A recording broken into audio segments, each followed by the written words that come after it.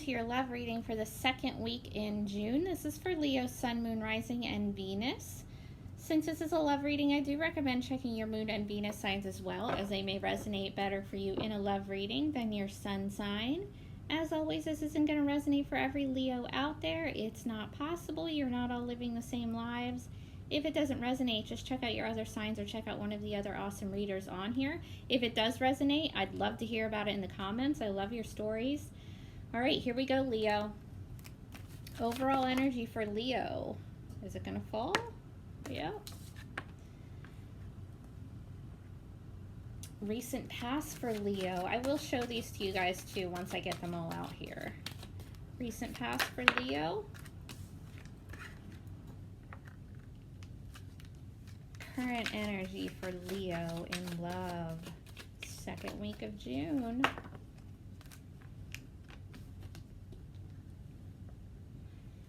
Oh, nice. Future for Leo in love.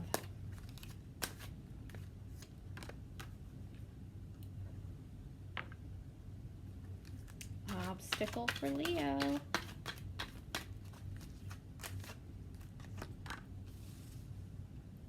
Advice for Leo.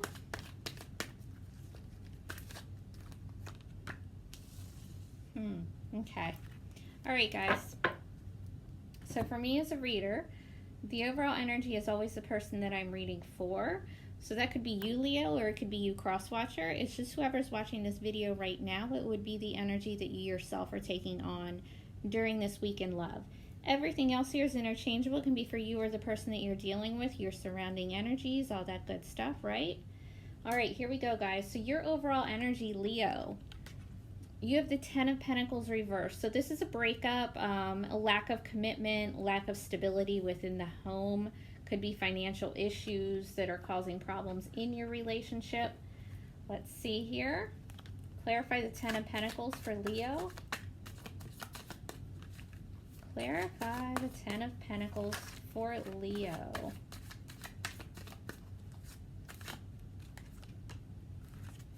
Oh, well, that's a strange one.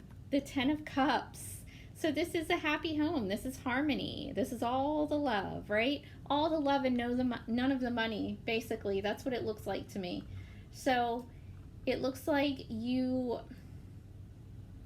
have this loving, harmonious family type relationship on your mind, or you're in one, but the stability isn't there. The finances aren't there, or the commitment isn't there. It's almost like a very conflicted type of energy that you're in, or you and the person that you're dealing with are not on the same page. Let's clarify. Clarify the Ten of Cups for a Leo. The Five of Swords, exactly. Conflict. You're conflicted. So while you want this happy home, this, fairy tale ending or whatever, it's dysfunctional. There's some dysfunction within your home. So you guys are either, really in conflict about it, or you're just conflicted in your own head. All right, your recent past. The Two of Wands. This is fire, Aries, Leo, Sag. This is a crossroads, so this is in your recent past. Either you or the other person came to, a fork in the road. You had to make your decision. Am I going to stay here? Am I going to go? Maybe you're still stuck in it. Maybe you haven't made that decision yet, and that's why the conflict. But you did come to it. There was a decision that had to be made here. Whether you did or not yet, I'm not sure. If you did, I think you're still conflicted in your mind about it. Your present energy, though, is very good. The Wheel of Fortune. All right. So this is like a fated connection. It's destiny. It's things are turning around in your favor. And if it's just financial issues for you, that's turning around. All right. This is definitely a lucky card as far as pretty much everything. It's like, life moves in cycles. So whereas you were down recently, it's now turning around for you. You're going to be up here, right? You were down here, you're coming around up here. All right, let's see what that's all about. Clarify the Wheel of Fortune for Leo.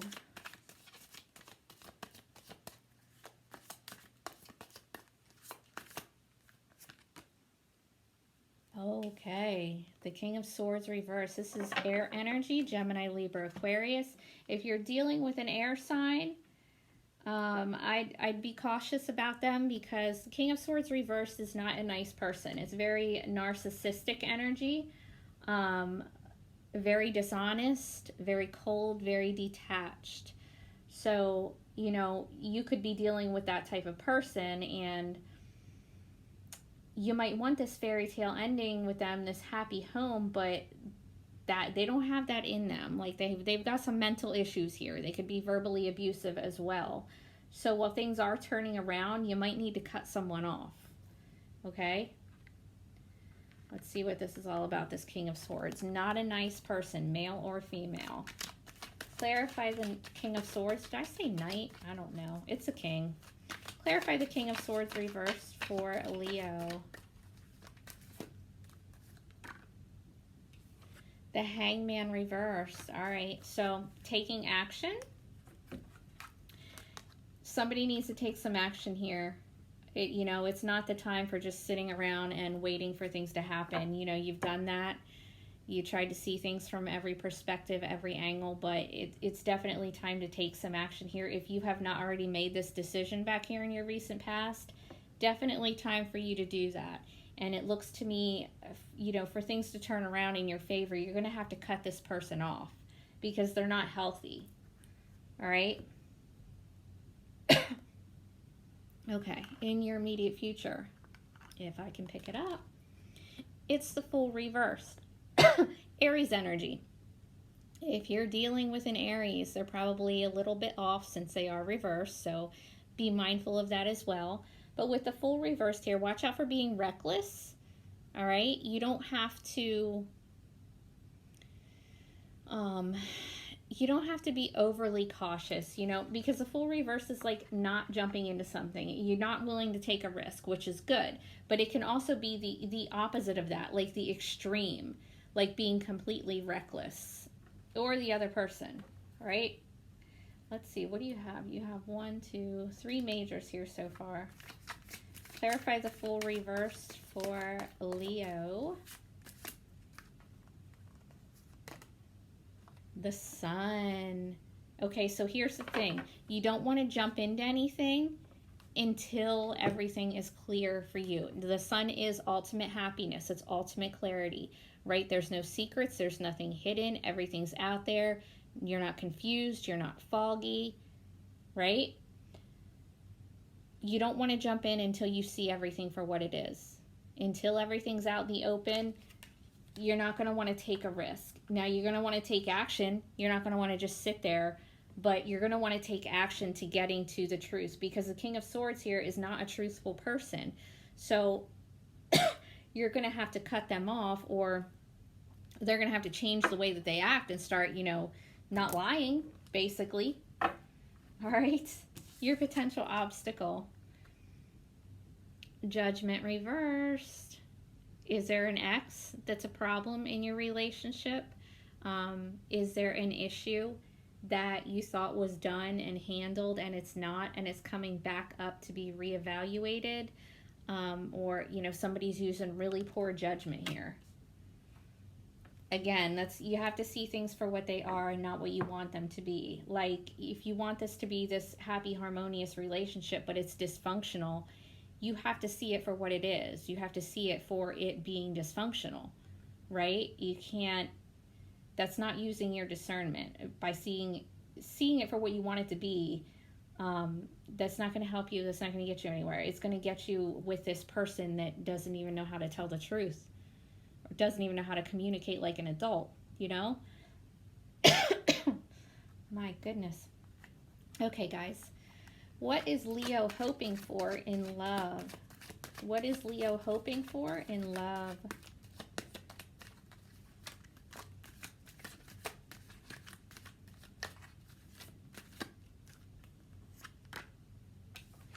The Ace of Swords. You're hoping for that new beginning. You're hoping for honesty and communication.